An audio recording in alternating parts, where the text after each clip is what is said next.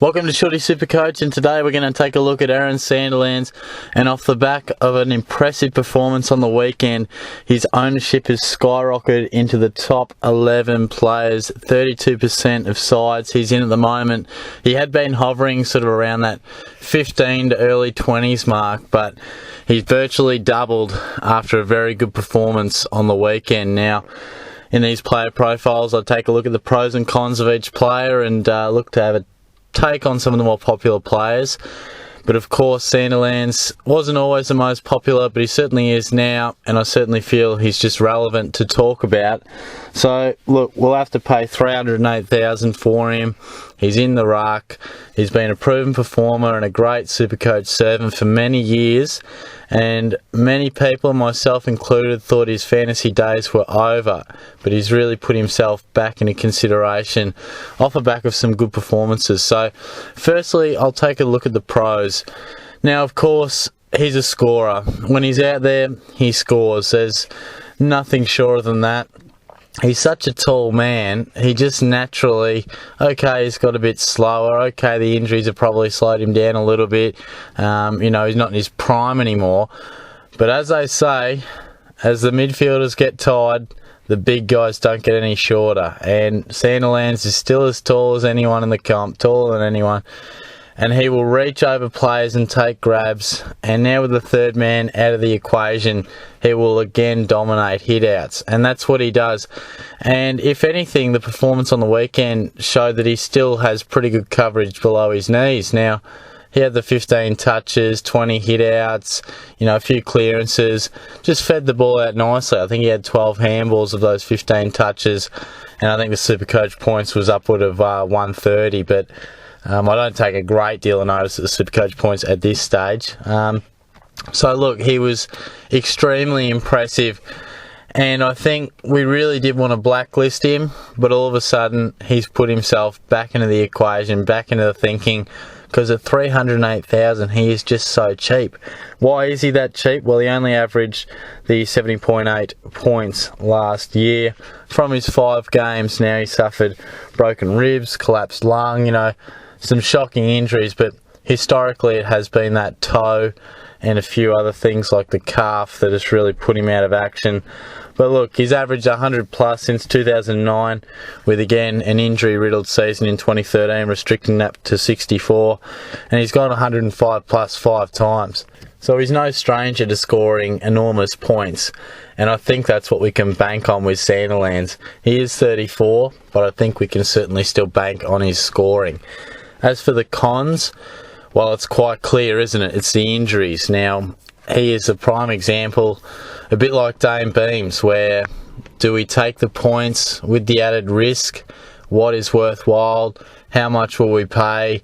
Are we really going to be left wanting if the worst case scenario does appear?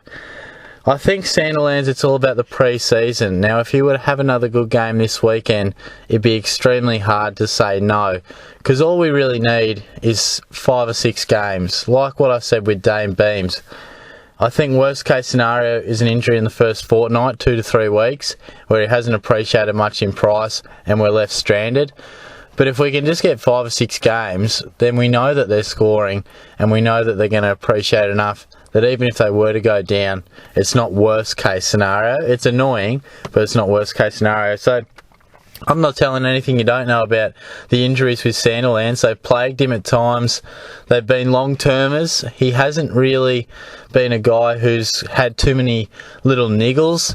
Obviously, previously, the last couple of seasons, prior to last year, he was reasonably consistent and durable, which says to me that he's a guy who, when he's out in the park, fit and firing, doesn't pick up too many little knocks, but when he does, when he gets those toe injuries and things like that, he has gone out for more than 8 weeks and things like that. So it will be interesting, because I feel like if he does get through next weekend, it'll be almost impossible to say no. So the only con is, of course, his age of 34 and the fact that he's injury prone. And historically, we get concerned, if a guy's been injury prone and he's getting older, well, that is only going to say to us that those injuries become more and more likely. But look, I'll hand out my verdict And I must say, he found his way into my team as well over the weekend.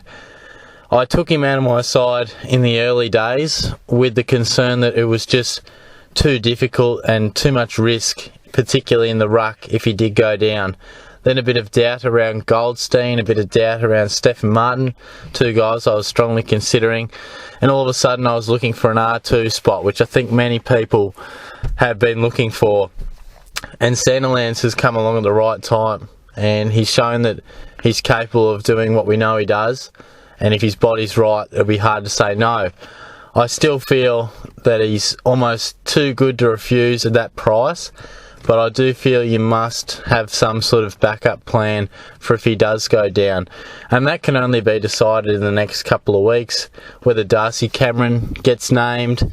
Obviously Toby Nankervis is another guy that I will preview next, because I think it's super relevant at the moment. But you really do need a backup plan, whether you're going rider and you can switch your rucks and forwards if Sandi does go down, whether you're going to go Nankervis.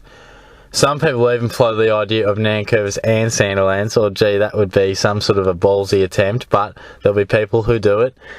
And I just think with Sandilands, look, we can bank on his scoring. If he has another good game where he plays high game time, I think we've got to pick him. I think it will outweigh the risk and what he can produce, particularly with doubt surrounding a lot of fellow ruckmen. I think he can really go big. I think the best stepping stone would be Sandilands' first 8 weeks. Gawn will drop. He'll naturally drop. There's no doubt about that. I'm not saying he won't score well, but he will just naturally drop. Such is the pricing and scoring system. And whether he drops by 50 or 150k, all of a sudden we've got a nice ripe Sandilands for the picking, as well as Gawn, who's ready to be picked at a lower price. So I think that would be the ideal scenario, but do not put all your eggs in the Sandilands basket, because he could just be rested as well. He could certainly just be rested, after round 4, or if the Dockers take a trip to Melbourne and he's pulled up a little bit sore. So I think that's something we've got to plan for, and how you cover that is up to you, whether you do use that dual position status of a few players, Boyd, Ryder, Nankervis. Do you go with, a rookie ruck that'll play? Is Tim English going to play? Will Darcy Cameron play? It's totally up to you how you work it out, but I think we cannot just go in with Sandilands in our ruck 2, a floating donut at ruck 3, and no dual position players in our forward line and ruck to swap potentially. I don't think we can take that risk, because that could just destroy you and derail your team and your whole season.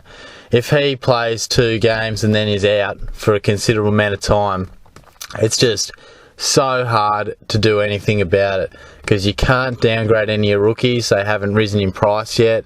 You can't really trade him off. You'd probably be, your best case scenario would somehow find 60k just to upgrade to Nankervis. But how you find 60k unless you leave it in the bank, I don't know after round 2 when the prices haven't moved. So it could be an absolute headache and a massive, massive problem for your side. So have a plan B, but I think if Sandilands does get through this week, then it's going to be very hard to say no.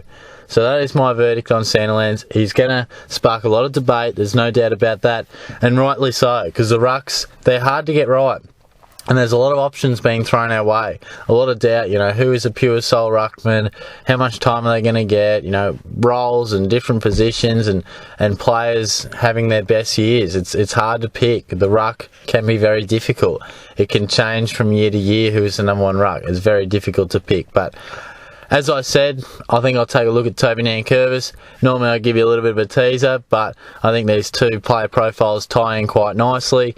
So I think definitely Nankervis will be a guy that I talk about, and he too has come into consideration and many people's calculations, very much so over the last week, off the back of not just 1 but 2 really good JLT Community Series performances.